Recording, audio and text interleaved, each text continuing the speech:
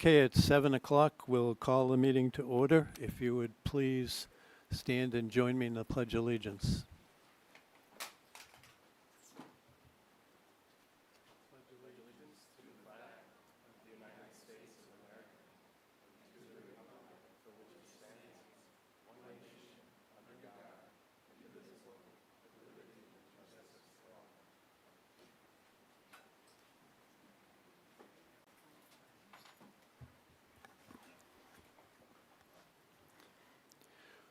Okay, we have lots of visitors tonight for Points of Pride, so we will go right into that. So I would like to welcome staff and students from Dublin Consolidated School up to the front.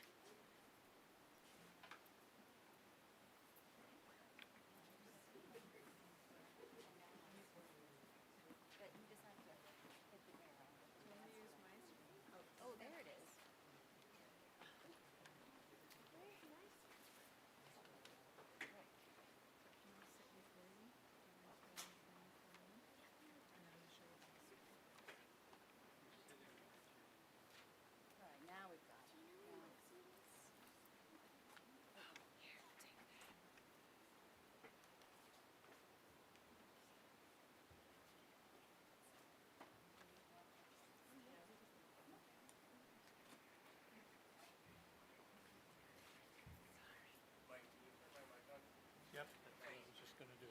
There we go.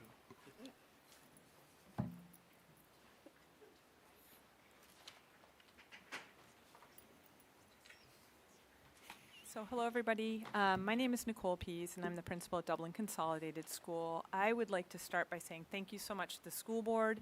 We appreciate all of the work that you do, so thank you very much. We are so excited to be here this evening. I have to check my notes because I've had a few things going on today, so I want to make sure I have everything in my head. So Dublin Consolidated School recently received the incredible honor of being recognized as the November 2025 Granite Stater of the Month Award by Senator Hassan's office. As a result of that, DCS now is part of the Congressional Record, which we just received this in the mail today. So pretty amazing.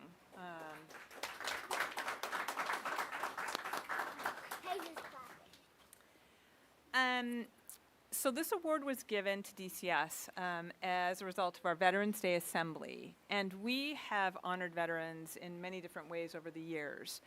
This year, however, teacher Heather Fletcher decided to bring a little bit more meaning to the experience, and the students are going to share a little bit about that. This change resulted in our students really understanding the impact that appreciation has upon others.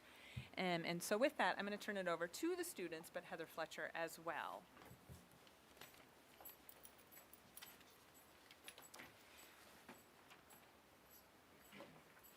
At DCS, we think veterans are a really big deal.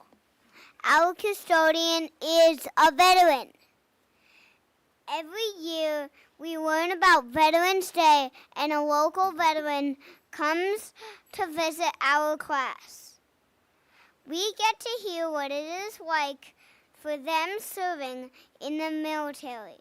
This year, Officer Dalterio, who's a former Marine,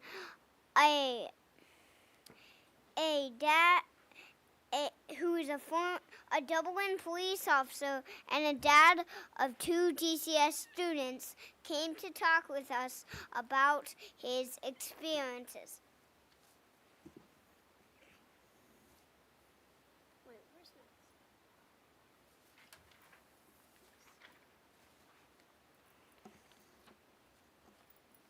We also interviewed a friend or family member who is a veteran.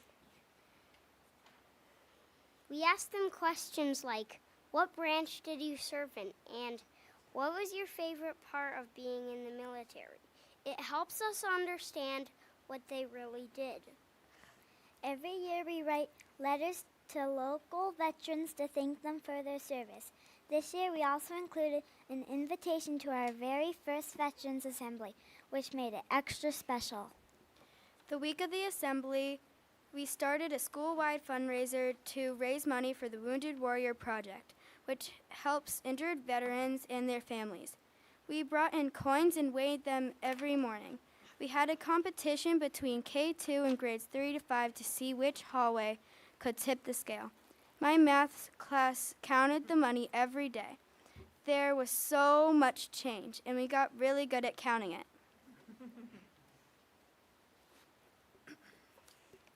Our teacher challenged us to find our own ways to earn money, like doing extra chores at home. My sister and I decided to make and sell artwork. We set up a stand outside my grandparents' house and family and friends bought some of our art.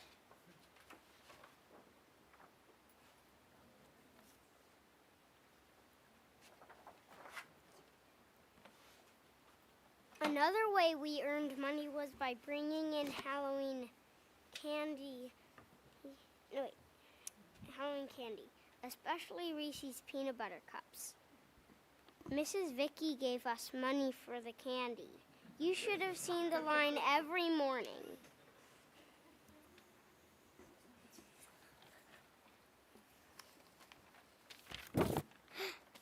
We brought in coins. We got to put a star on a wall and a flag in a bucket. The day before the Veterans Assembly, every student at DCS put their flag in the ground out in front of the school. It looked amazing. For the assembly, each class prepared something to share, like songs such as My Country, 'Tis of Thee, or poems about Veterans Day. We all sang the Star Spangled Banner, and we said the Pledge of Allegiance together with the veterans.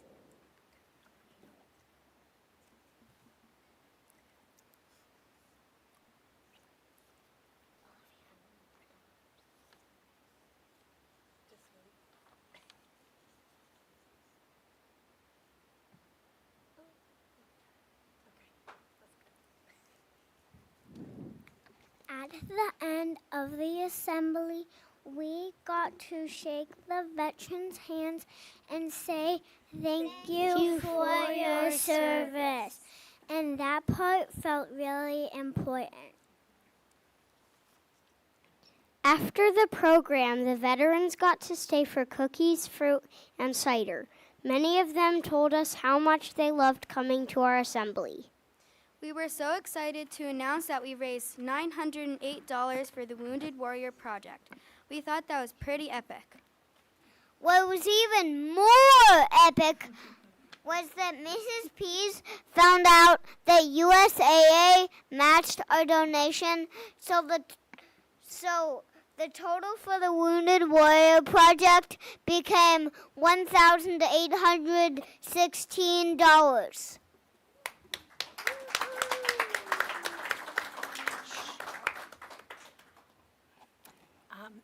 I'm just going to have the students go ahead and introduce themselves and then tell what grade they're in. So starting with Ellis. I am Ellis, and I am in second grade.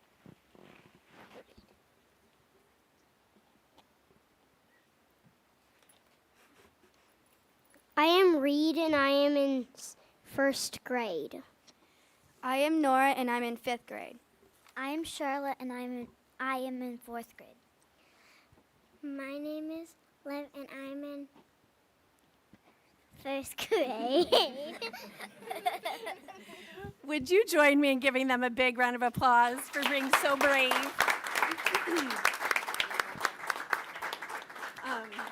Stay up here with them. So as you can see, they can stay here with me, so it makes me feel better. But as you can see, our students put in a lot of effort for our Veterans Day program. They became stronger in their academics, such as letter writing, reading, public speaking, singing patriotic songs, including the Star Spangled Banner. We checked off all kinds of boxes of standards and things like that, but my hope above all else was that our students will have gained a greater respect and love for our veterans, and I really do believe that that happened through this whole process. We didn't know going into the assembly, this is our first annual, but we didn't know going into it if we would have 2 veterans show up or 10 veterans show up. We had no idea. But then the day of the assembly, we actually had about 20 veterans attend, which was super exciting for us. I was able to talk with some of them afterwards, and each one of them just felt loved and respected and not forgotten, and just thrilled that this is something that we would be teaching in our schools. So that made us all feel really good. One that I spoke with was really excited that he was able to meet the student that actually wrote him the letter, the Veterans Day letter. So that was really exciting for us as well. Excuse me. I had 2 highlights from the whole assembly. One was the Star Spangled Banner. I'm sorry that you couldn't hear it, but at the same time, you could see when I panned over really quickly, you could see the veterans right over here. It was so special for me. It was my class that was up on stage, and I was supposed to be leading it. It was a good thing they weren't looking at me because I had tears in my eyes, because seeing the span of ages from kindergarten all the way through our oldest veteran, it was so moving and special for me. The other part that was a highlight for me was the one that you see, the picture up here that you see. And after the assembly was over, we really challenged our students to go right down to the crowd and greet our veterans that were with us that day. And boy, did they ever. And all of the different age groups went right up to our veterans and confidently shook their hands, looked them right in the eyes, and thanked them for their service. So that was such a moving thing for me. It's like my favorite picture ever. So that was really fun. I hope that what we talked about, what we went over, that will just only grow with our students over time. It was a really special thing. It was a thrill for Nicole and for me to go meet Senator Hassan a week ago Saturday. We didn't really know what a big deal it was until we got there, and it was a big deal. And the reason I say that is after lunch, we all had to get up and we had to say why we were there. And thankfully, Nicole and I were on November, so we had plenty of time to prepare. We got to hear January, February, March all the way before it was our turn. But what we got to hear was some really amazing people sharing some really amazing things that are happening in New Hampshire, and it was humbling for us to be there. So it was humbling, but it was at the same time really exciting for us to represent not only DCS, but to represent our district. So I thank you for your time tonight. I thank you for the opportunity to be here and for listening to our students, and that's great. Have a great night.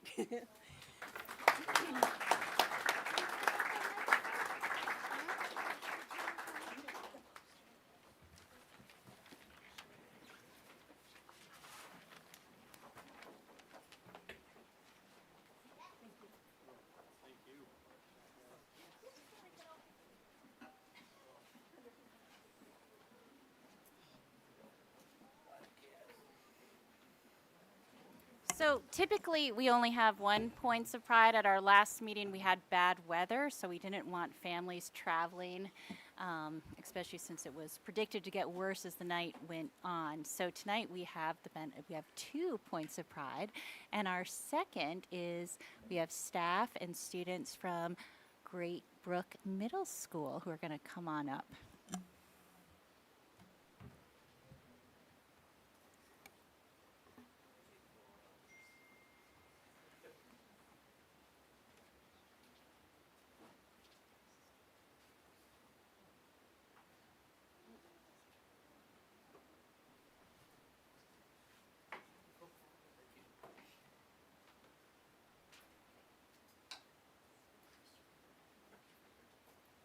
You can sit right there, that's fine. Yep, you're gonna bring everything. Why don't you go ahead and We'll have you sit right here. I'll sit next to Mr. Carragher. Actually, you sit between us, and then that's an adult between everything. And then Blaine. Everybody knows to make sure the green light is on. Okay. Talk right into the microphone. Great. So thank you very much for having us here. Sorry we couldn't make it 2 weeks ago, but it seemed ill-advised given the weather that was going on. And you know, we unfortunately are one short this evening. As one of our students was not feeling well. So, but we still got a great representation. So, without any further ado, I'm going to pass it on to Mr. Patrick Cogan, who is our Industrial Arts and Technology educator. So, Mr. Cogan. Great, thank you, Mr. Carragher. Welcome, everybody, and board, thank you so much for giving us this opportunity to come up here and share what we do and how we celebrate student learning over at Great Brook School. So, my name is Mr. Cogan, and I am the Industrial Arts and Technology teacher. We call it IAT, and we offer it through 5th through 8th grade at Great Brook. Same thing is over at SMS. And what that is if you go way back, wood shop, it's more like a hybrid situation of wood shop. So we have a lot of technology and engineering applications that we involve and connect as we learn. The first thing I want to do is a quick overview. And things that we do in our class is no matter what project we are learning, we look at the engineering piece of it. We take the engineering approach to it. We ask the questions how, why, and what if. And we try it. And sometimes it works, sometimes it doesn't. So then we problem solve. And we figure it out as we go. The other part that we learn is, especially when we're using the tools, we learn about safety. And how do you use a bandsaw the correct way? How do you use a hand drill or the sander, or even in our technology pieces as well. So what's really cool about Great Brook is, like I said, we have a 5th through 8th grade. Every child gets this opportunity to try new things. They are using the tools in the classroom. They use a lot of technology. We have 2 Cricut machines that were donated to us, and we are making swag for some of the teachers. We are doing bulletin boards, so teachers, they fill out a question, little survey thing. It's just a way for us to get orders if they want something for their bulletin board or locker name tags, and the students in the IAT program, they will make that happen. They will connect with the teachers and make the vinyl decals. These shirts were done on the Cricut machine that everybody's wearing. So throughout the IAT process, we also have the STEAM effect. So we learned about the science, the technology, engineering, the arts, and the math, and we combine it all together. On Fridays is when we call it STEAM Day. So every Friday we do a project that is STEAM based. We put our regular projects that you'll be looking at this evening, we put it aside and we focus on speed or gravity, force, and we spend just that day doing a STEAM activity. Once a month, on the last Friday of each month, we also have what we call a Makerspace Fix-It Day. And the students can bring in an item from home that's small enough that they can carry, whether it's a wood project or an electrical project, and we problem solve and we fix it.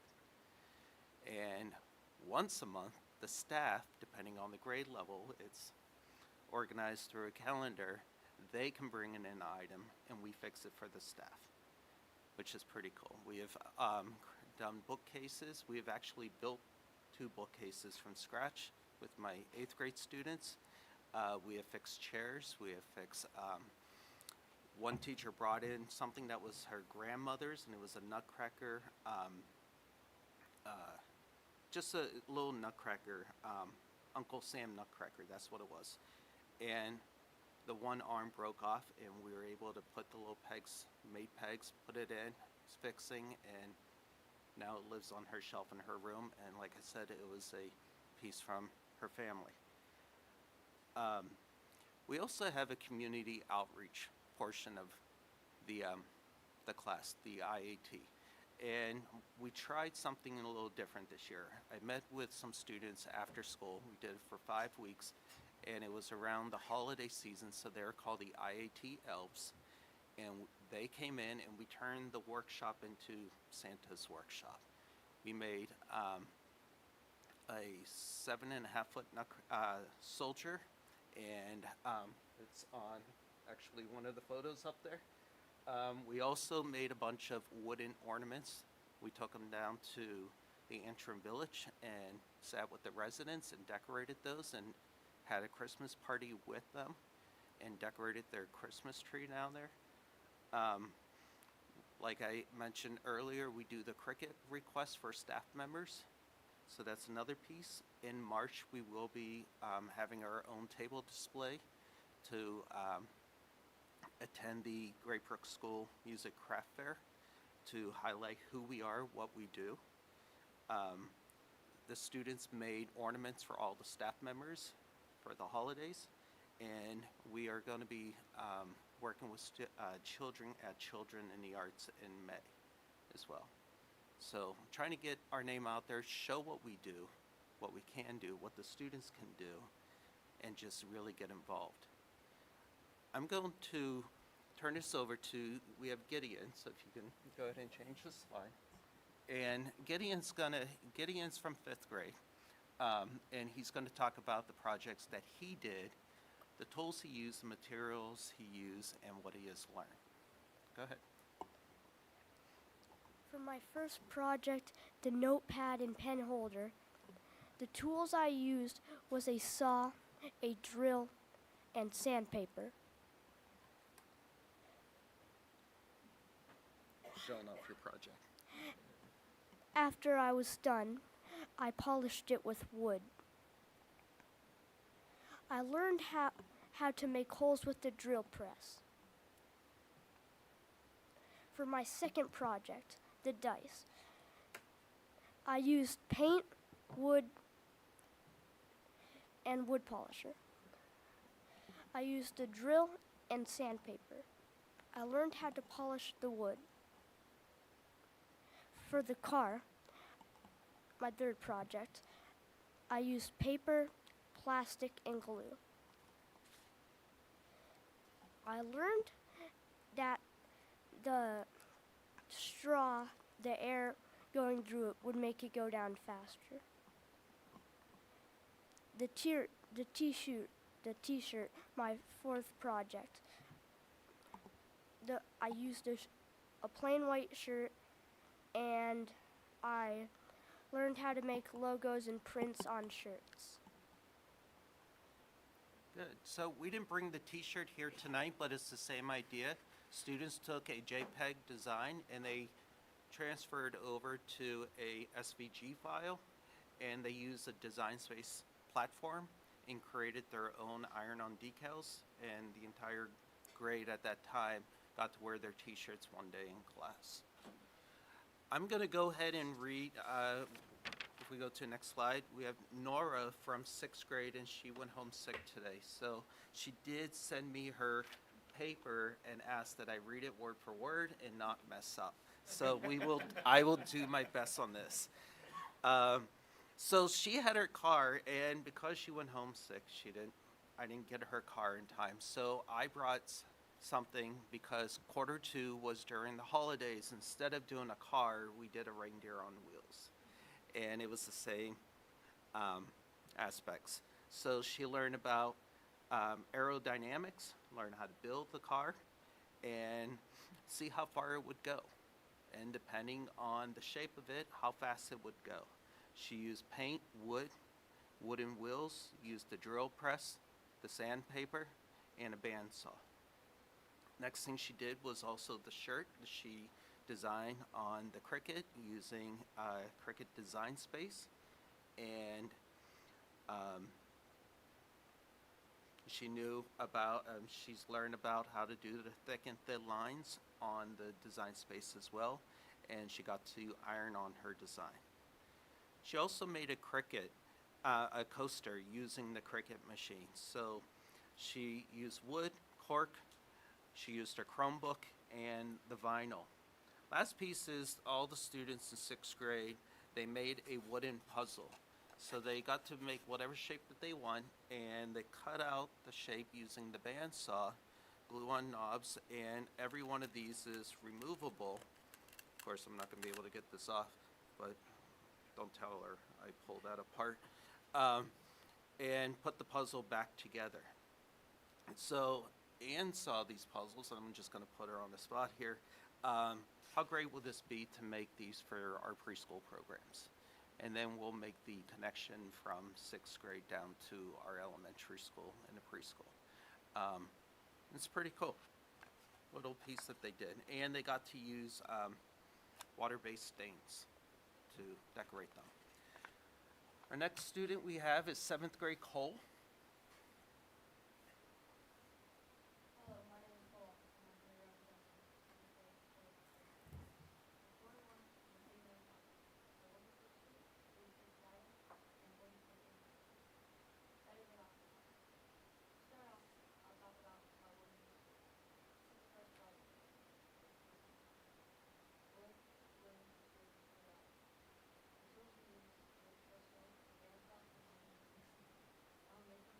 Footstool. I learned how to use the bandsaw and have proper safety while using it. The next project I will talk about is my 3D printed item. To create it, we used an app on our Chromebooks called Tinkercad. We also made small emblems using things that we like, including stuff like sports, animals, and other things. It was a really unique and fun subject that I liked learning how to do. The final project that we made was our pumpkin lanterns. To make our pumpkin lanterns, we used wood and glue. We also learned how to use tools like the coping saw and the scroll saw to make the open shapes like the eyes and mouth. Thank you for listening to my speech. We're not done, Cole. We're not done. Flame it up. That's sick. That's pretty cool. Can you tell them why we call the footstools the footstools? Oh, where's the footstool? Go ahead. I caught it. You can stay standing. His feet.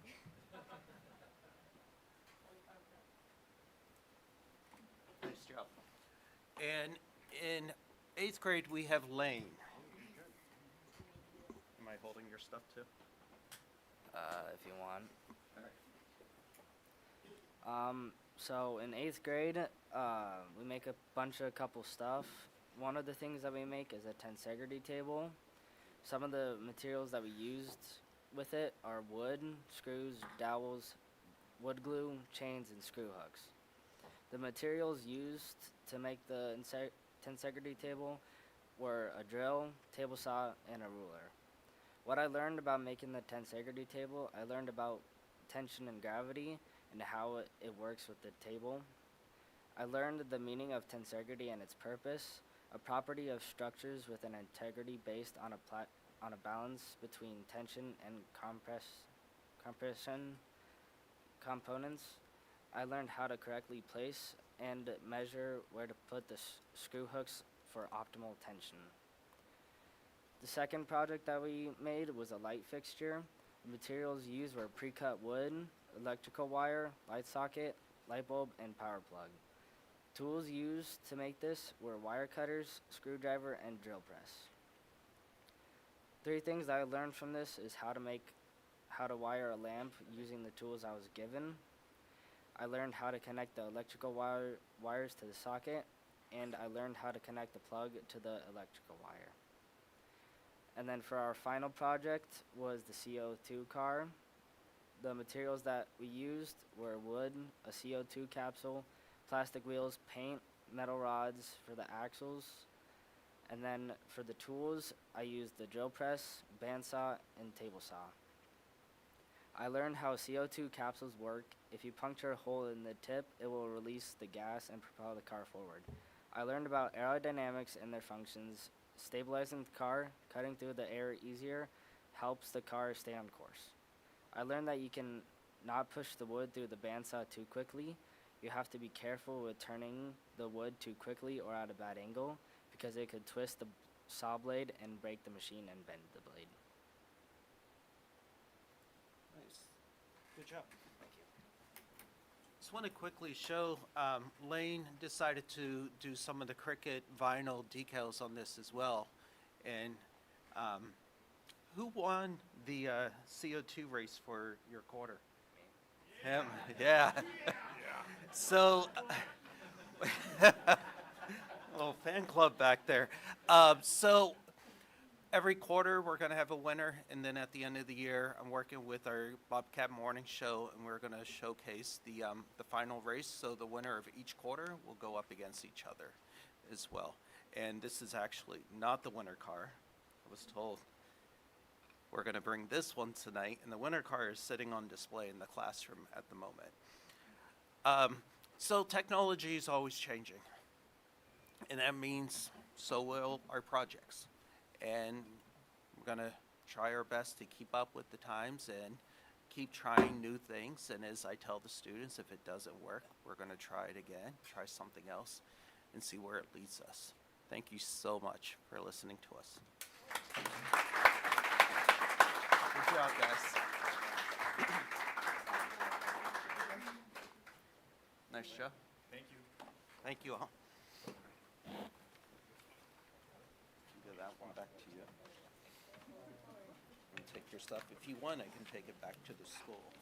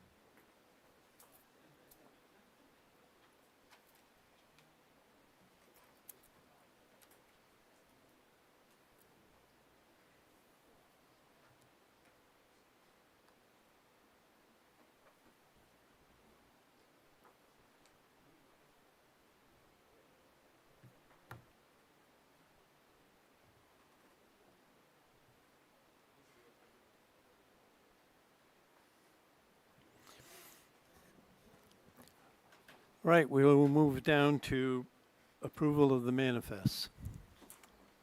I certify that the manifest listed below totaling $1,650,312.54 have been reviewed by me and found to be proper charges against Kentucky Valley School District for goods and/or services received and have been properly processed prior to their submittal to the school board. I move that we approve the manifest. Second.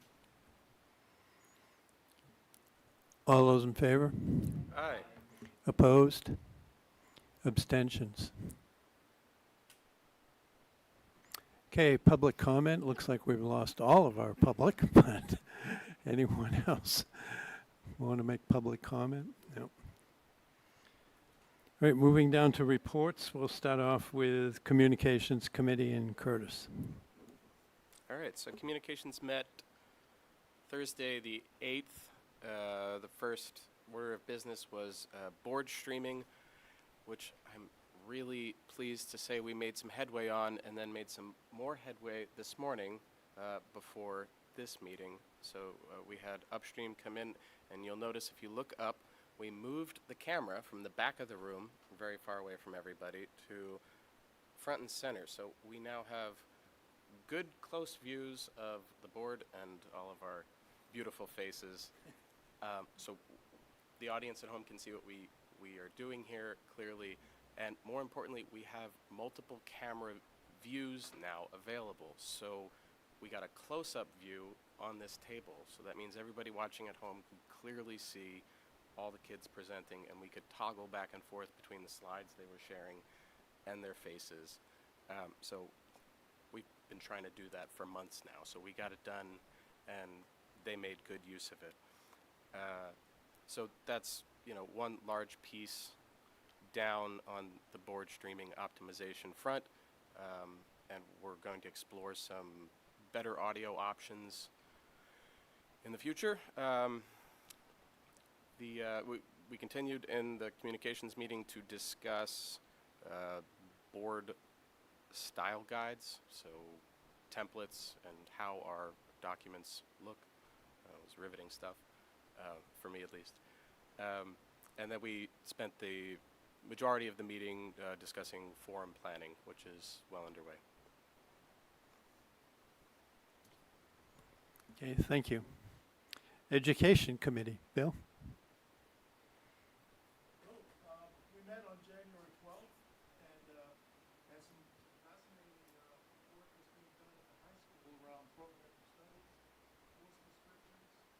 Some of it brought about by changes that have come down to graduation requirements by the Department of Ed, and we'll be hearing more about that tonight. Our next meeting is scheduled for January 27th, when we'll be talking about the age-old literacy program that we talked about earlier in the school year.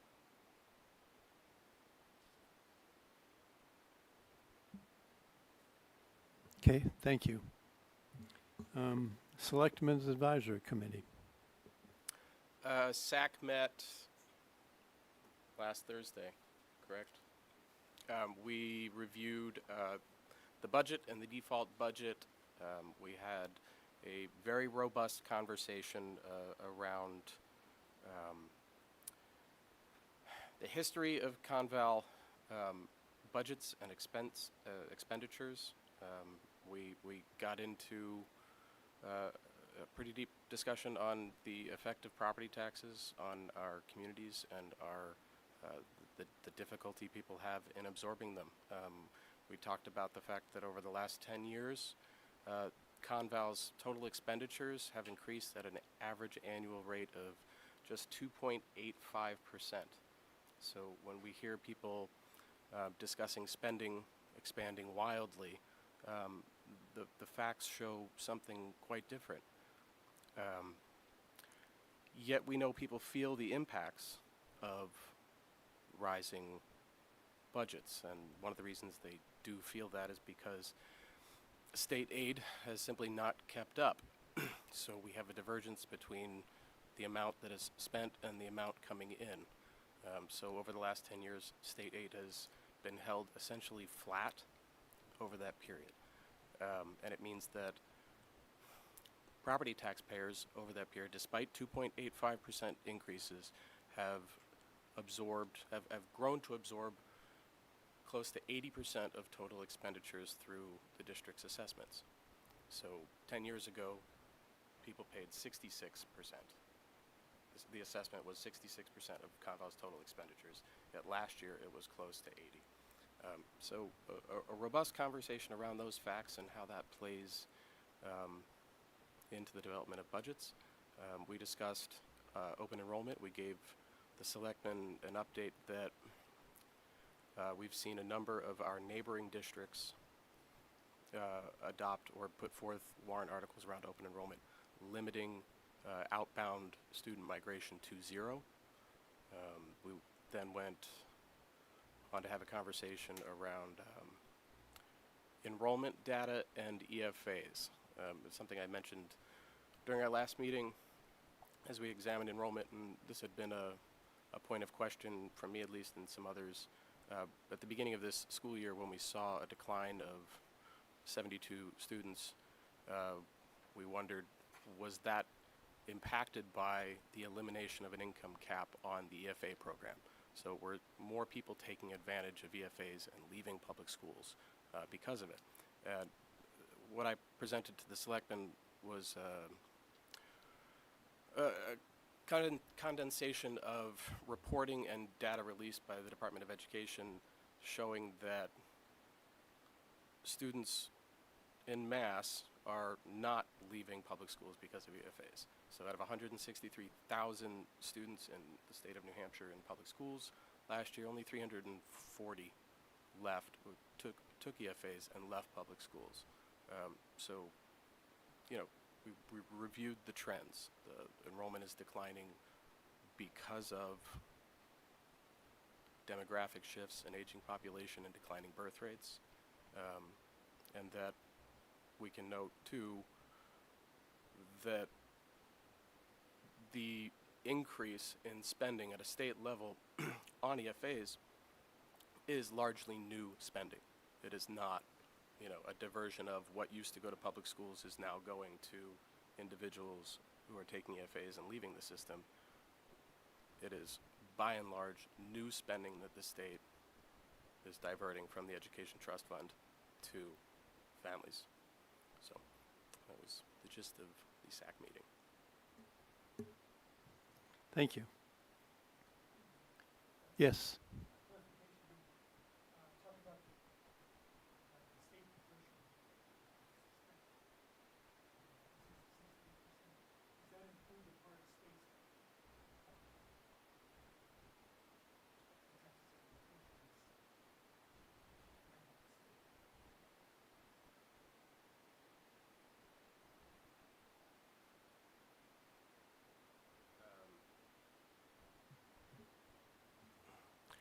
I would think it would, off the top of my head, include that. Yes, it's the total district assessment, so it's after that, right, Neil?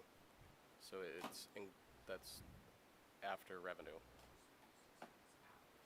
Yeah, it's after swept. So that's after adequacy aid is factored into it, and swept is factored into it because it follows the students.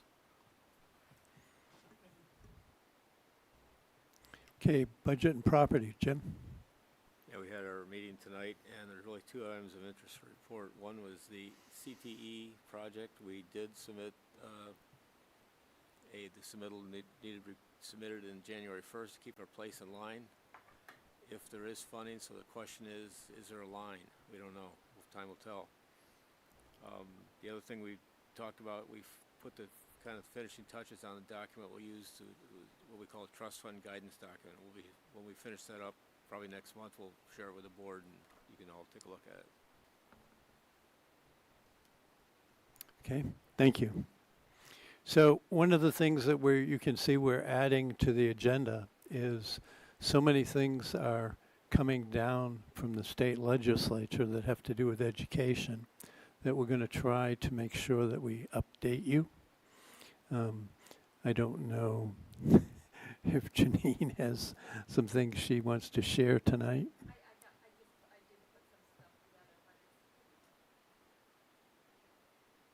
some of it is from NHSBA, some of it is from fair funding, some of it is from reaching higher. All of you have access to those three resources. But last week but the legislature is going really crazy. Thank you. So last week, over 50 hearings were held in the House and the Senate committees for bills being followed, with over 100 bills needing to be acted upon by February 12th. Committees are holding marathon days of hearings and are already taking executive actions on some bills which have had hearings. And what I've heard generally from people is that who do try to weigh in on the education bills or other bills like the bills on voting or some of the other ones, it has been almost impossible to keep up with it. And some people I know like to go to Concord to the hearings and provide testimony to different, but they're happening so fast and furiously, it's been very difficult. So while most committees do post executive sessions ahead of time, this is not required, and many committees act on the bills the same day as the hearing as time allows because they have so many bills to get through. During the executive sessions, the committees vote to take actions on bills. That's why these sessions are so important. And these recommended actions then go to the full House or Senate for a vote. For some bills, called early bills. If the bill passes the full body, it will then go to a second committee. These are typically bills that have fiscal impact and need to go to the appropriate fiscal committees. So this week, there are 63 public hearings scheduled for bills which are being followed by NHSBA and some of them by the other organizations I mentioned. And there's 19 executive sessions which have been scheduled for bills heard last week. So some of the big ones are SB, Senate Bill 584, would increase state spending on special education up to about 50% of the total actual cost for providing these critical services, up from 10% currently. So obviously this is a bill that would be very important to public school districts. This increase will shift some of those costs off of local property taxes. So Senate Bill 582 probably, I don't know what chance are passing, probably not. Senate Bill 582 would increase the amount provided by the state for each public school student to the minimum conservative threshold of $7,356 set in the Conval, New Hampshire Supreme Court ruling last July. This will shift $500 million off the local property taxes, and obviously probably it's not going to pass. So House Bill 1300, that was heard today. I was trying to find out what happened to it. 1300 was a bill, it was regarding the congressional redistricting for our two congressional districts, and they put an amendment into it that brings back the budget cap that was defeated first thing last week. Was it last week or the week before? But, and I don't know what happened with that. It was a non-germane amendment, and I'm not sure what it was. It expanded, the budget cap actually expanded to municipalities, towns, cities, and the county, as well as school districts. Senate Bill 101 and 101 amendment, this bill essentially provides mandatory statewide open enrollment. So there is an open enrollment bill now for New Hampshire, meaning a student's zip code would no longer strictly dictate which public school they attend. In addition, that amendment repeals parts of the RSA that dictate some of the current procedures for a school district to adopt, rescind, or determine participation levels or tuition. So, in addition, the amendment attempts to clarify rules and laws around video and audio recording of students and student activities, which we heard in the technical assistance was actually forbidden by the Parental Bill of Rights. So HB 1714 authorizes, this is an interesting word, authorizes the state to issue bonds to fund public school expense. Bond size of approximately $1,082,900,000, which is based on the fiscal year 2027 adequate education aid budget. And the bonds would be issued beginning in the spring of 2028 to fund adequate education appropriations, fixed coupon of 5%. I don't know what that means. Amortization of over 20 years with the debt service. So, Neil, what do you think about that? I think a lot of people had, you know, like, do we really want to finance our public schools with debt? So, yeah, it's not a good idea. So, House Bill, and then there's two positive that people wanted to vote against. But this has been up every year. House Bill 1546 repeals the business profits tax. House Bill 1629 repeals the business enterprise tax. And of course, they are considering the current fiscal position of the state. These are not good ideas, but they will probably pass. And then I have a whole list, but I'm not going to read them. Those are the worst ones. I don't know what are the best ones, depending on what you think. And they're coming up and as Janine said, they're being voted on very quickly, so. Thursday, there's two EFA. Okay, there's actually two EFA bills that are coming up. One bill actually wants to remove, open up, because now there's no eligibility requirements. Everybody is eligible, but they want to actually take any caps off the budget. So it would be open-ended. So it wouldn't depend, because right now there's also a priority rating for who gets them if they go to their limit, the 10,000 limit, but now they want to take all the caps off altogether. That was one of them. And then another bill was to move the administration of the EFAs from the company in New York, they call it the New Hampshire Scholarship Fund, Children's Scholarship Fund, but it's actually a national administration, and they want to move it over to the Department of Education, that would be a good idea. But those two bills are up this week on Thursday. I think one that caught my eye was that they're looking at setting up a study to make all public schools into charter schools. So that's another bill that they're considering having a study for. So. All right, student representatives.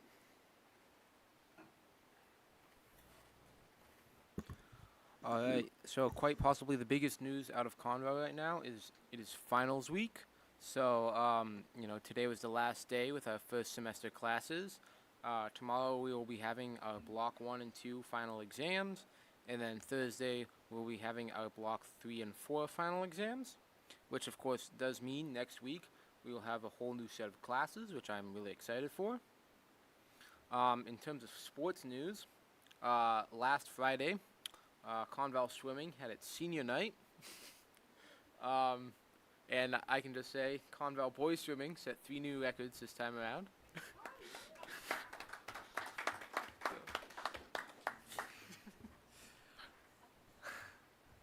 Last Sunday, Conval indoor track, had a meet, and everybody did very well. I was at that, and it was really just a blast. Granite State Challenge also had a game, I think, 2 weeks ago, I guess you could say, and that was really fun. I'm not able to disclose on how they did, but I know it was a really fun time. This weekend, swimming has the Bobcat invite at UNH, weather permitting. It's looking a bit dicey right now. Also next Sunday there's a track meet, which I don't know as much about because Marcus is on track. And then on Friday, the wrestling team is headed to Virgins in Vermont for a whole set of tournaments there. And then this Thursday at 4 o'clock, the unified basketball team will be having a home game here at Conval. On the 16th, boys basketball played a game and won. Tomorrow at Kearsarge, Nordic skiing has a meet. And on the 16th, alpine skiing had a meet at Crotched Mountain. And they have another on the 23rd. And also, spring sport registration is now open for students as we get closer to those spring sports. And that is really exciting. Thank you. That's all. Thank you. All right, moving down to our consent agenda. Can I have a motion to Okay, go ahead. Well, first I want to say Liam was being modest because I think 2 of those records were his, right? All 3 of them were. Well, congratulations. So I just wanted to acknowledge that. I'm even more impressed than I was before. On the consent agenda, we have personnel, so we have 2 nominations tonight. One is for Jeffrey McClellan, a math teacher for the high school that we're very excited about. He has over 20 years of math experience.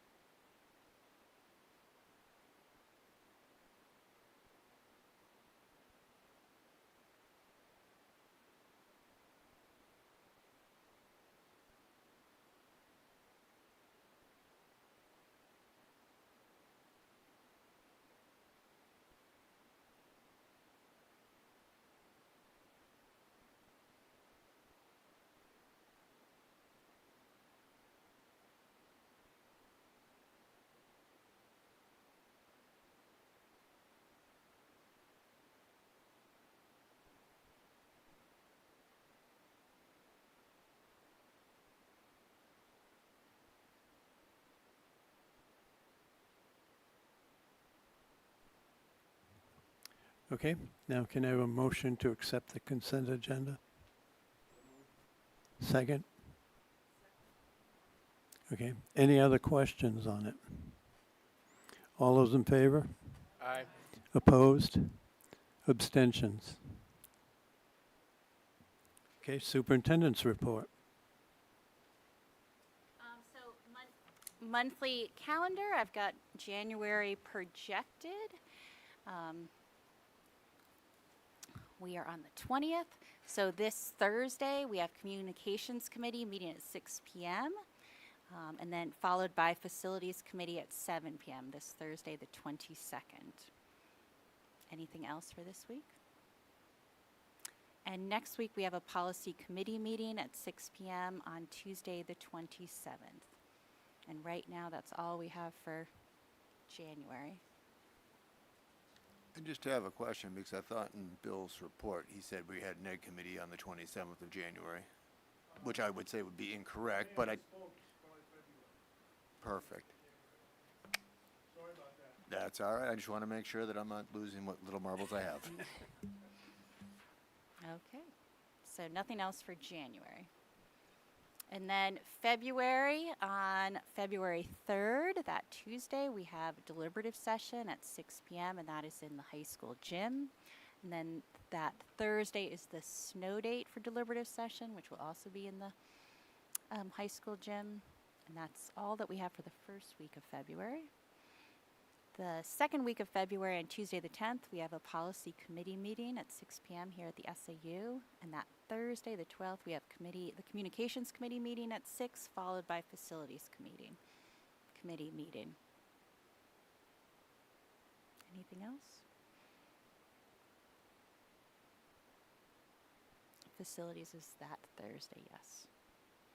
The third week of February, we've got education committee at 6 p.m. on Monday the 16th. On that Tuesday, we have budget and property at 5:30, followed by a school board meeting at 7. On the 18th, we have community forum at 7 p.m. And it looks like the last week is free, but I thought we talked about having some meeting on the last week. Okay, so then we'll add a Selectmen's Advisory Committee meeting on Thursday, the 26th at 6? 6. Okay. And we had talked about the public hearing for open enrollment being on the 17th. Did we get clarification for that? Yeah, we're going to do well, we looked at the language, Okay. so yes. Okay, let's- so we will be scheduling that. It has to be so many days before the vote, but not more than so many days before the vote, and the 17th fits in, so. Pardon me?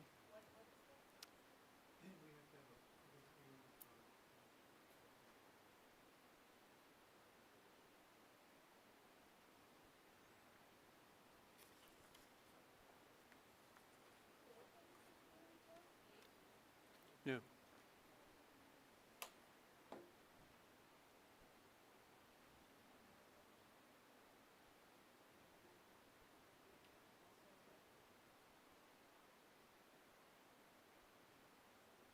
Okay, we're scheduling that for the 17th too. Okay, yep. So we'll have that's two public hearings on the 17th before the board meeting. Okay. And I don't believe there's any outstanding board requests. Is that accurate? Okay, great. Okay, thank you. Old business, the draft warrant articles.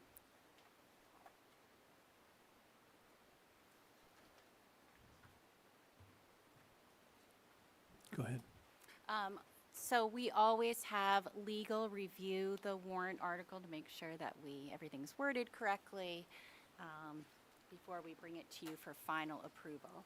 And so the only feedback that we received is and it came from Dean and Allison, and they are recommending that all the boards that they work with that are bringing forward an open enrollment warrant article, that they they consider having the open enrollment article be first.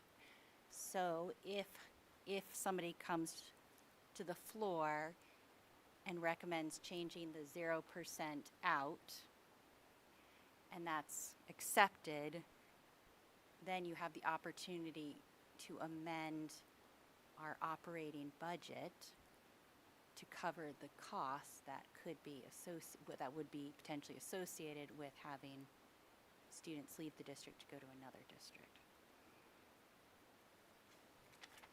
So, Okay, any questions on that?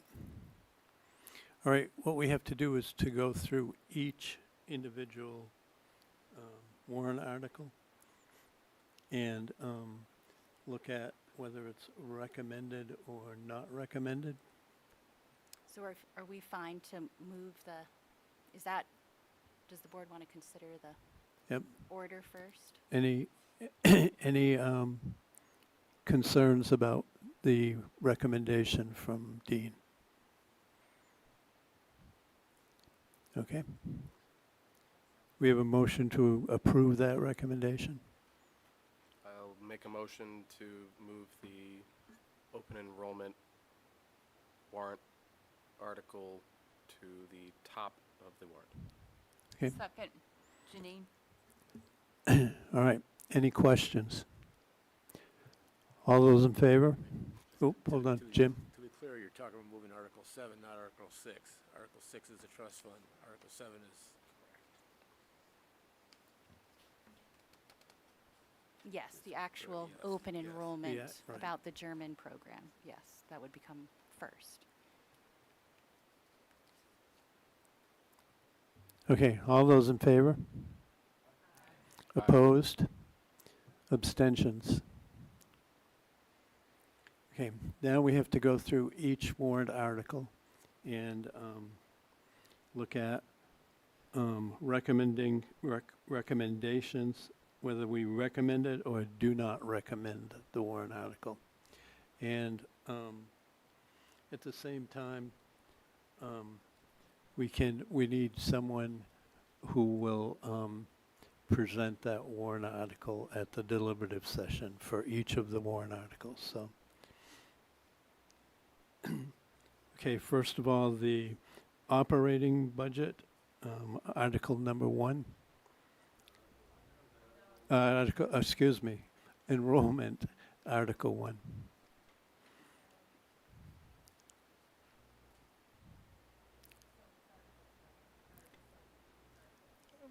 Right. So, can I have a motion as far as whether to recommend or not recommend the article? 7, which is the open enrollment, is moved to number 1.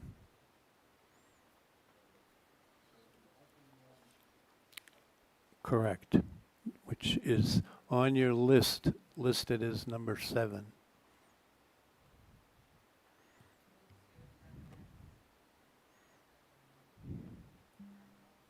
Okay, we have a second. Second. Okay, any further discussion? All those in favor? Aye. Opposed? Abstentions?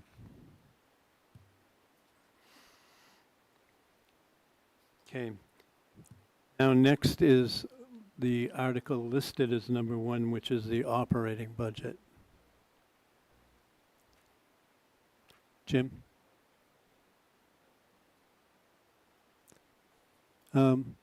We can do that. Okay, the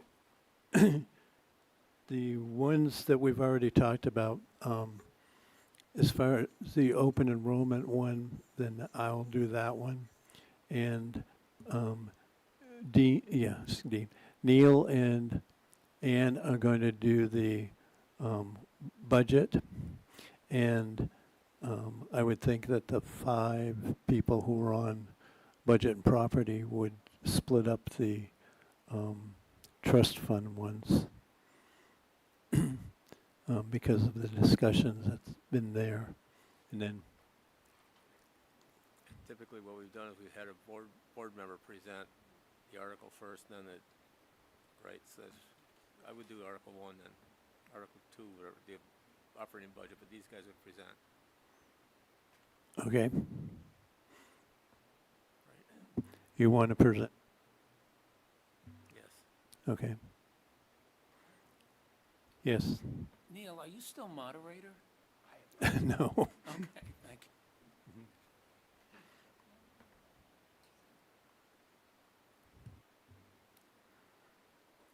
you. Okay, so for the record, we'll take a vote on the what's listed as number 1, which is the operating budget. I have a motion to recommend. Make a motion to recommend the operating budget. Second. Jim? Okay. All those in favor? Aye. Opposed? Abstentions? Okay, and Jim's going to present that one.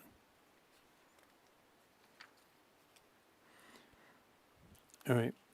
Article 3 is trust fund. The energy trust fund. Well, no, we're moving again.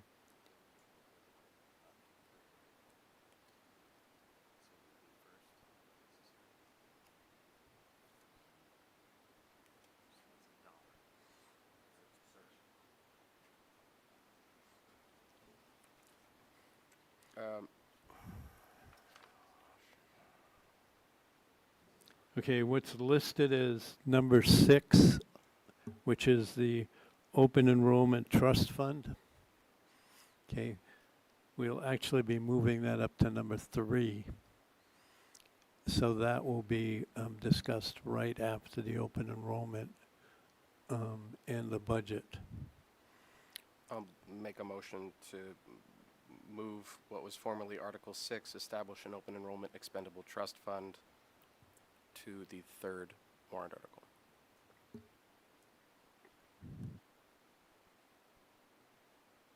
All those in favor? Oh, yes.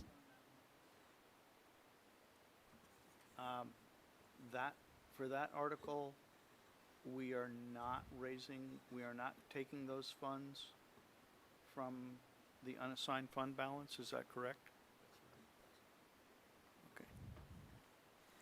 Yes, that is in the budget. We're required now by state law to have a line in our budget to pay for any open enrollment schools, students that are leave. I agree, but this is not a budget item, it's a trust fund. And we're establishing a trust fund that's what I was going to continue with. And we're establishing the trust fund for the purpose in the future of what might come around. So why would we not take that out of the unexpended fund balance in order to fund that for its dollar? Jim, I know we're it's a talking dollar. I know it's a dollar, it's why. Why is that language different? Go ahead, Neil. Mostly because the paperwork and figuring it all out is much more confusing if you take it out of fund balance. Okay. And for $1, it really doesn't make any difference on appropriation. All right, So I just wanted to it make sure that does- there wasn't any legal difference in the way we No. were doing It does not preclude you from next year putting funds in from fund balance. It doesn't.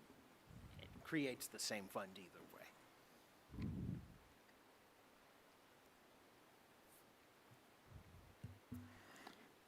Okay, so can I have a motion to whether to recommend or not recommend that article?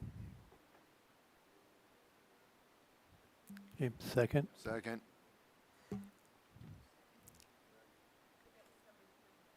Yes. Which is the open enrollment trust fund. Okay. All those in favor? Aye. Opposed? Abstentions? Yes.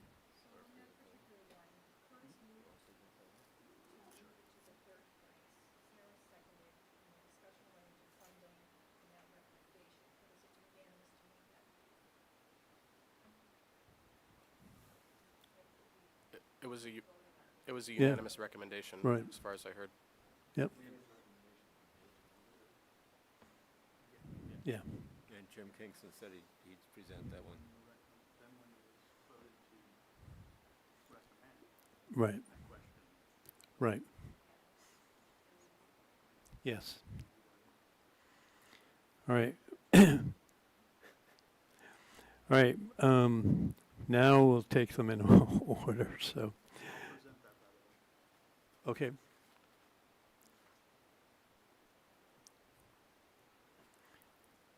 All right. What's listed is Article 3.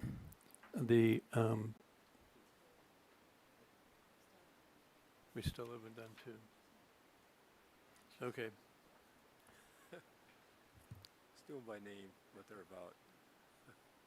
So the Building Maintenance Capital Reserve Fund. Can I have a motion? I move to recommend Article now 4, previously 2. Okay. Any questions? All those in favor? Aye. Opposed?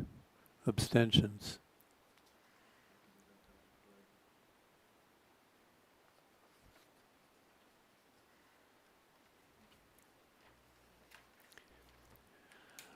All right, now hopefully we're up to Article 5, which was on your list as Article 3, which is the Energy Project and Extendable Trust.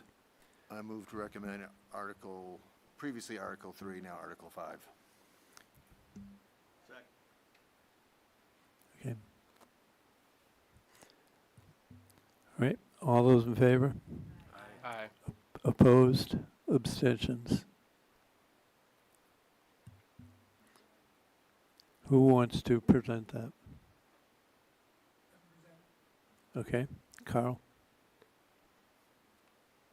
Yes. I'm not going to be there that night, just to eliminate myself as a presenter. Okay. I can't make it.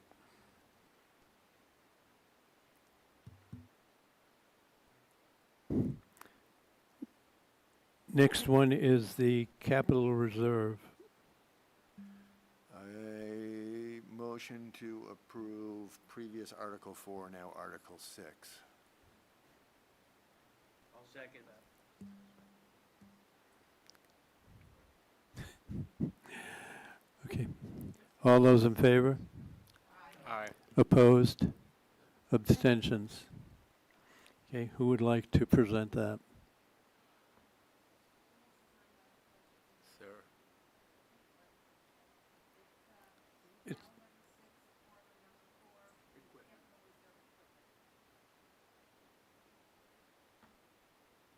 Do we have a presenter?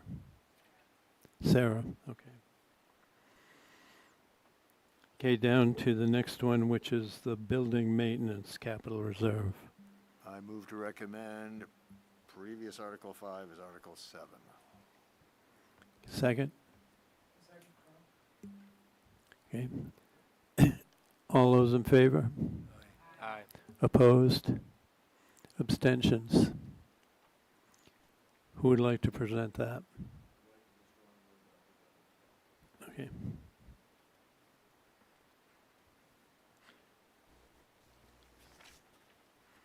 Okay, now we skip over to the withdrawal.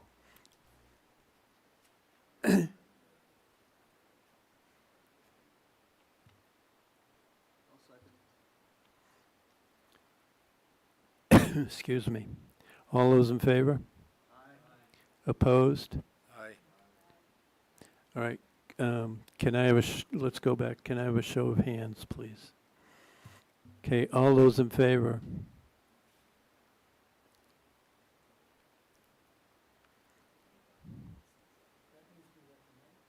Recommending it, yep. All those that are in favor of recommending the withdrawal article, raise your hand, please.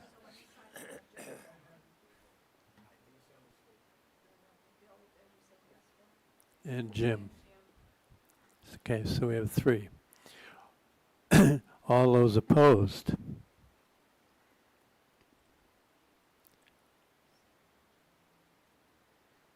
Nine.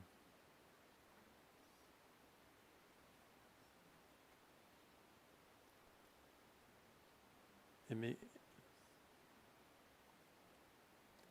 10, yep. I can present. Okay.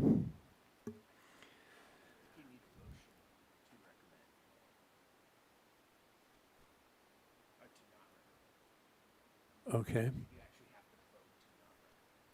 Okay. all right. I'll make a motion to not recommend the withdrawal of Francistown from the Conval School District.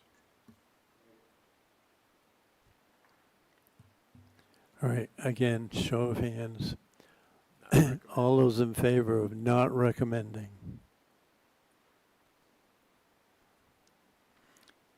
Okay, opposed?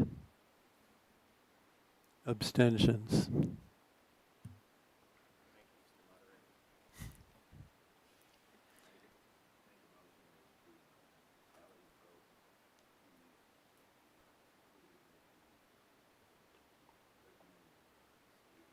Second. Are we putting tallied votes in to the, I believe in the. we have in the, We either said if it was unanimous, we wrote unanimous, right? And otherwise, we gave how many recommended, how many not yep, recommended. so that will go in. Yep, the rest of them just say unanimous. Do we need to withdraw the motion? Okay, I withdraw the second. I motion to recommend Article 9. Okay, second?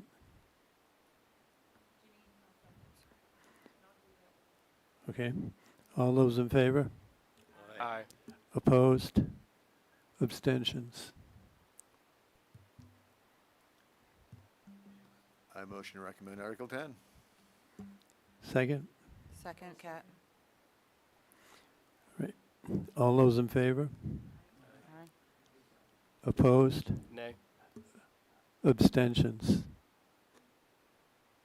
You have one opposed? Okay.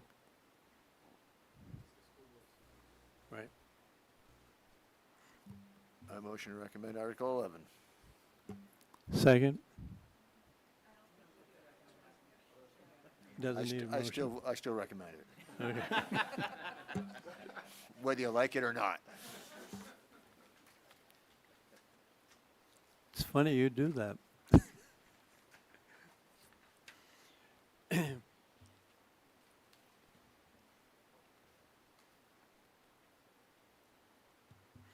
Right, we're moving down to the annual report.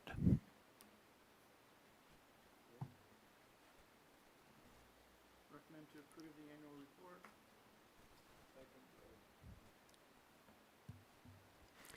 Any questions? Again, that was in your, not in the packet, but it was on the drive.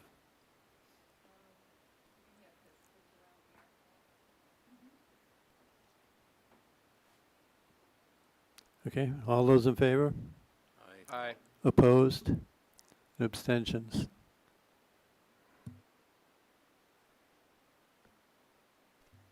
Okay. Down to the MS-26. Neil?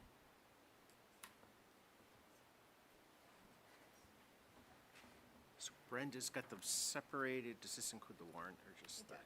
So it's the MS-26, which is the budget form, the default budget, and the warrant. And you have approved it already. This is just the paperwork to sign.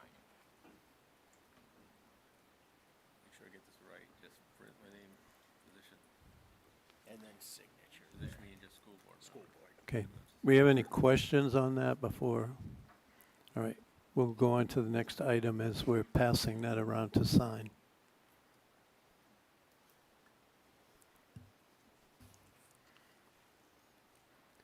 Right, Curtis has made a request as far as testimony that he wishes to present at the state level. So you want to speak for a minute to that, Curtis? Sure, thanks. On Thursday, the Senate Education Committee is having a public hearing on SB 584. It is a bill to increase special education aid funding, but not from the reimbursement side. What this does, and I believe importantly, is that it increases the differentiated aid that is included in adequacy from $2,100 to $16,000. Statewide, in the 23-24 school year, which is I think the last data cited, the average cost for a student receiving special education services was over $30,000. So this looks to cover half as an initial ask. And in doing so, I think it does two important things. One, it meaningfully shifts us from a system that treats special education aid or special education as something to be reimbursed later, to explicitly acknowledging that it is a very real and important and vital part of the education we provide. And it also eliminates, or could potentially eliminate, some of the heavy administrative work that goes on to get what little reimbursement we do from the special education aid funding. So by moving it to adequacy, you know, it could limit the paperwork, limit the budgetary complexity and volatility that comes with getting these payments in arrears based on last year's numbers and not knowing even if they're going to be fully funded. And you know, we've seen special education costs grow substantially in the last 10 years, from $9.5 million to $17.5 million over a 10-year period. And aid has not kept up. 10 years ago, we received over $500,000 in special education aid reimbursement. Last year, it was $330-some thousand less. You know, and it's really difficult to parse out exactly how much differentiated aid we received for students receiving special education services over that time. The reporting is complex, but we do know that state aid has been flat. So one of the main reasons we see property taxpayers have to absorb more and more and more is these mandated costs are just being shifted down. That's what has grown the budget, and you know, it's one of the main pressures. So I would very much like to go and speak in support of this bill, and to do so with the blessing of the full board. Okay. Just one question, or maybe more, but more than I have. Now that's the adequacy part, correct? That's not going to affect the special education aid that used to be what we called CAD aid. No, as far as I'm concerned, this bill is just addressing increasing the differentiated portion that goes into adequacy. And has nothing to do with the other at all? No. Okay. Other questions for Curtis? Jim? Just want to say I'm in support of what you've said, your explanation. I support your going in giving the testimony. However, I would request that in the future, when testimony is to be given, it be actually presented in a written form to the board, so ahead of time, so we have time to digest it. Because I don't want to give you permission to go out there and testify and have something come out of your mouth that wasn't approved by the board, not that you would do that, but we want to see it, would like to see it written for approval in the future. Thanks. That was my concern as well. I shared that with Mike and Ann this morning. I had meant to have this done last week. I got sick over the weekend, didn't happen. Yesterday was closed. I will work on it and finish it tomorrow and send it out to everybody during the day tomorrow. So that'll be a day in advance, but I totally appreciate the concern, and they can attest to the fact that I almost didn't want to ask because I didn't have exactly what I was going to say presented. So. But on the other hand, I felt that it's an important enough bill to have as many people there expressing concern over it as possible. So, that's why I had it added in. Yes, Greg. I move to recommend that we allow Curtis to go testify on our behalf on this bill. Okay. I'll second that. All right. All those in favor? Aye. Opposed? Abstentions?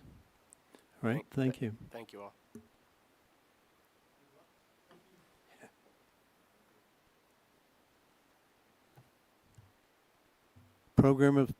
Program of studies. Okay. Hi, everybody.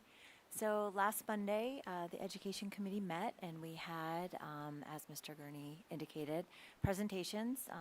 You have seen all of the documents in your drive. I know it was a lot of information. And basically, we went over the draft program of studies, and we really went over the changes.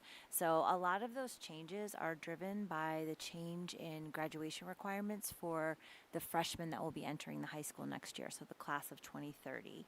As you know, earlier this year, you adopted policy IFK, which reviewed the new graduation requirements. So you are familiar with those. I'm just going to very briefly overview that because I know that's already in our policy. They really focus on math, requiring students to have 0.5 credit in statistics or data analysis, and that's going to be accomplished through our Algebra 1 class. English, students are required to have 0.5 credit in rhetoric and logic, and that is going to be accomplished through embedding those competencies through our English electives.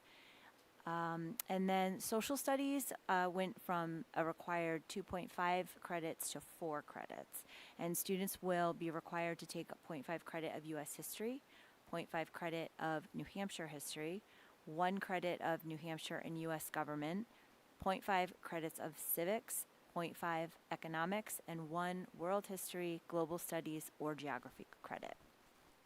And then finally, students will be required to take a 0.5 credit of financial literacy. So all of that information was reviewed. And then the high school presented 2 new courses. One course is called CompTIA Tech, and this course is the essential certification for anyone exploring a career in tech. It will provide students with the foundational knowledge and hands-on skills needed to navigate today's digital world. So this sounds like a great course. And the second course that was presented is called Team Games, and this is a physical education elective course. And the Team Games elective offers a variety of popular team activities for the games enthusiast. The emphasis will be on improving gameplay, strategies, teamwork, and officiating skills. It is anticipated that after participating at this level, students will have the ability and desire to participate in recreational games throughout their lives. And this class was going to really focus on the competitive nature of games because there are some students who really want to get competitive, but that's not for all students. So that was, those are 2 interesting classes that were reviewed and added into the draft program of studies. And then finally, I just want to mention, and our Director of School Counseling, Heather Britton-Doucette, is here with us tonight, and she did a lot of the work on the revision of the program of studies. And something that she did that was really cool was she met with students and got student input on the program of studies, which we thought was really great. And the students gave some feedback, and this was their feedback. So the students were looking for less text, more charts and bullet points. They want clear expectations of graduation requirements. They wanted a grid, so there's a nice grid that's going to go into the program of studies. They wanted examples of college admissions requirements, descriptions on how students get into National Honor Society and other honor societies. They were interested in a planning course study grid. And so Heather really worked with the students in incorporating a lot of their input, which I thought was really great. So thank you, Heather, for that. And then she did that. So these changes that I just talked about are in the draft program of studies. And so I don't know, Heather, if you have anything else you want to add, or did I catch everything? Go through everything? Okay. And then I know it was a lot of information in your drive this week, but does anybody have any questions that we could answer? Eric is also here and could answer any questions as well.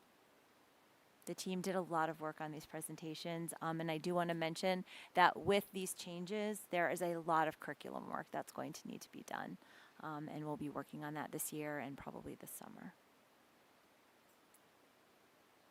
Any questions for me or Heather or Eric?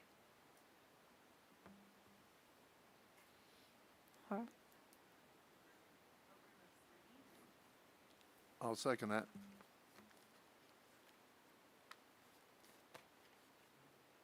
No further questions? All right, all those in favor? Aye. Opposed?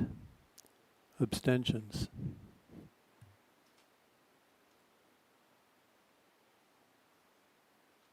Thank you.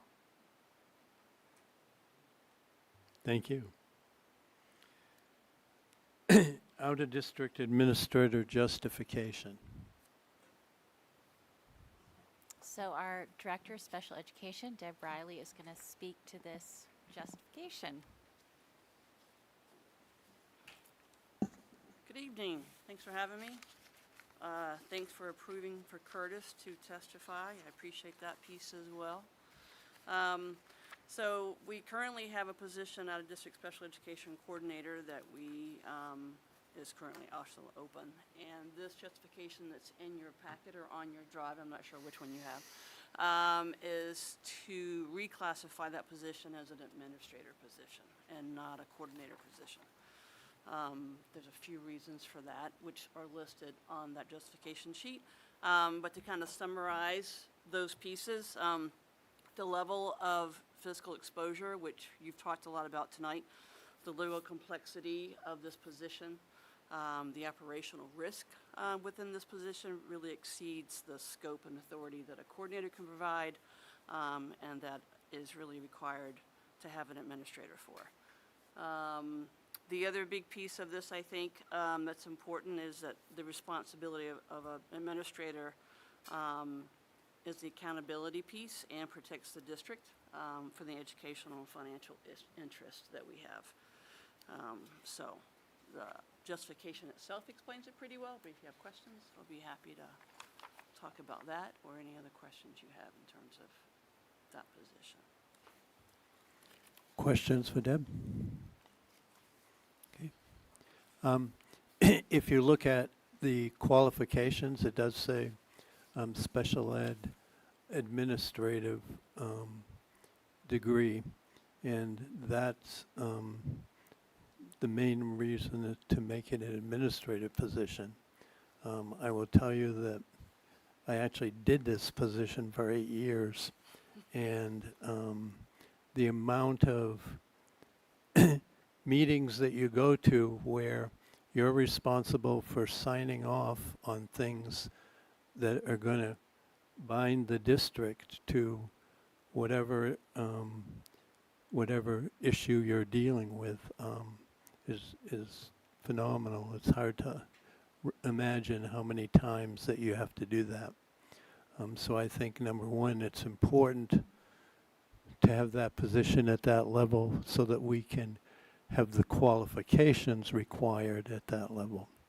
And I also think that it's important that that person is supervised by Deb so that she can keep an eye on what is being approved at those things. So, yes, Jim. Such a critical, excuse me, if it's such a critical position, why is it only $7,600 difference?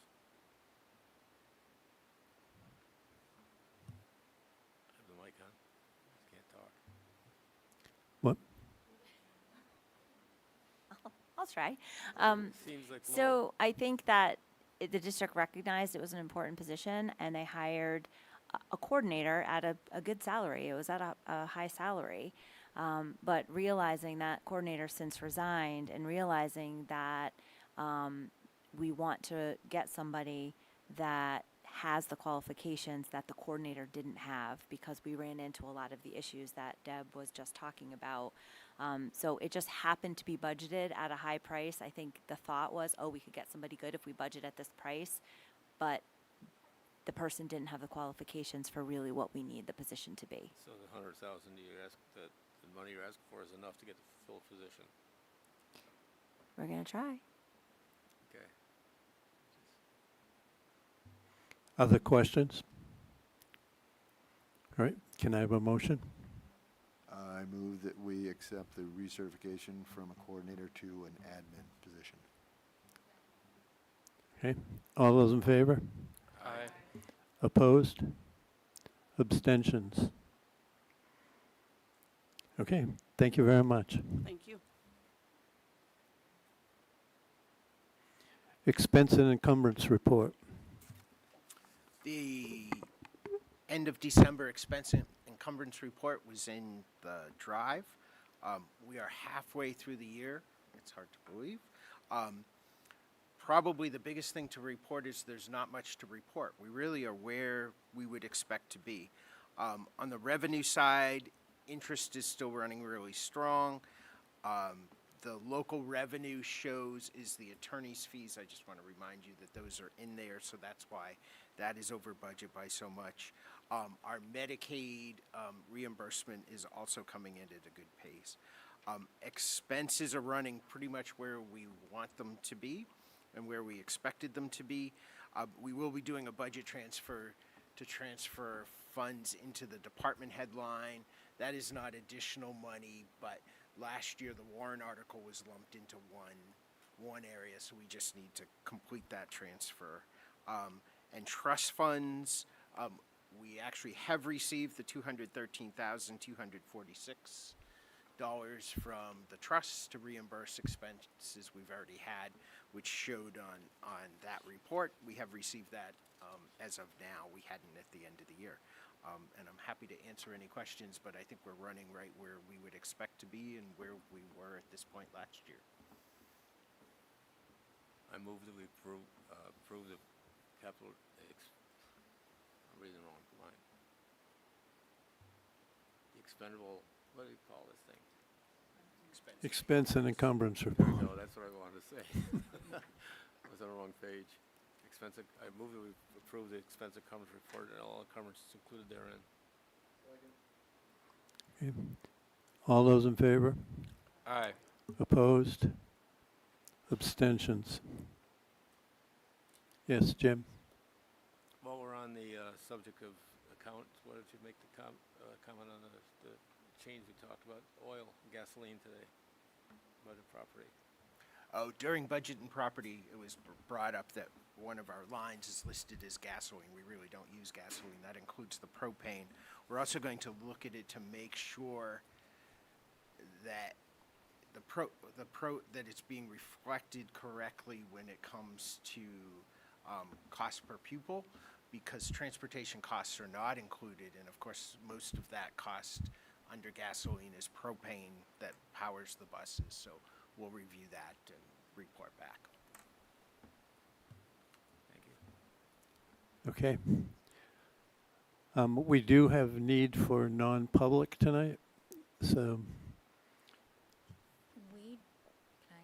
Go We ahead. did not prepare for, the non-public is the, Sealed looking at minute. non-public meeting minutes, and given the agenda, we thought it would go so late that we wouldn't be doing non-public. So we're not all set up with our,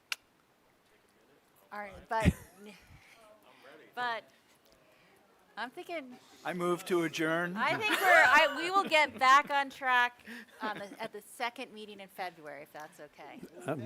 Move to adjourn since, Second. All those in favor? Aye. Thank you very much. I'm sure everyone, This actually went faster. I know, that was good. I thought this meeting was going to be longer.